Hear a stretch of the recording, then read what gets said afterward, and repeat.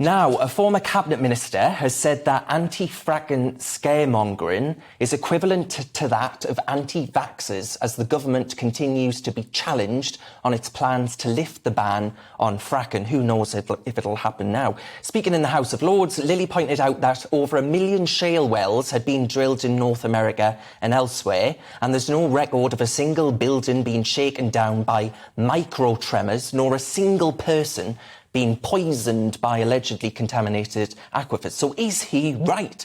Well, Lord Peter Lilley joins me now, I'm delighted to say. Lord Lilley, thank you very much for your time. I wonder if you can start off by expanding on your view that anti-frackers should be viewed in the same light as perhaps anti-vaxxers are. Well, they're both very unscientific. They don't provide evidence. They just try and scare people. And it was very worrying during the whole COVID period that some people, including people in the health service who would probably have benefited, protected by vaccination, were frightened from doing so by all sorts of scaremongering. And equally, for a long time, we've been scared of, people talk about earthquakes. The universe being triggered by fracking. The University of Liverpool carried out a report and said that this sort of micro tremor that you can sometimes get released when you frack is equivalent to dropping something heavy like a melon from about the height of 6 feet on the floor, the sort of thing that happens all the time. The restrictions that were deliberately put on fracking to close it down, initially by the Lib Dems when they were controlling the Energy Department, but subsequently, I regret, by my party, were far more severe than for any other industry. So if you're quarrying, you make little micro tremors too. If you're mining, you make slightly larger tremors. And there are rightly restrictions.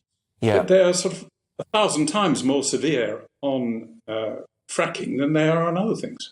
Absolutely. Because, the argument goes something like this won't help improve Britain's energy security, which you and I both know is a real problem, actually, that the securing of our energy independence is an issue that's under the microscope like never before. But, the late Chancellor, and Kwasi Kwarteng I'm talking about, by the way, Lord Lilley, he had argued at one point that it wouldn't make a difference. So you've got my viewers quite confused. Well, they should listen to me, and not even my good friend Kwasi, who's changed his view with his job. No, they will make... The only two ways we can bring energy on stream rapidly are onshore drilling and onshore wind.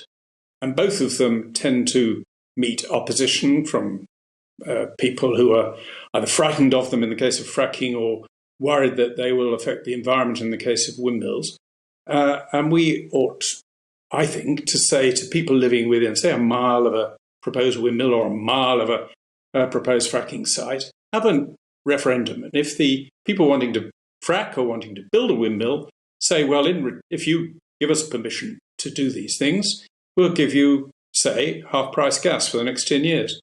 Then I think people would look at it very seriously. They would start querying these people who set up camps and start telling them all sorts of absurd scare stories.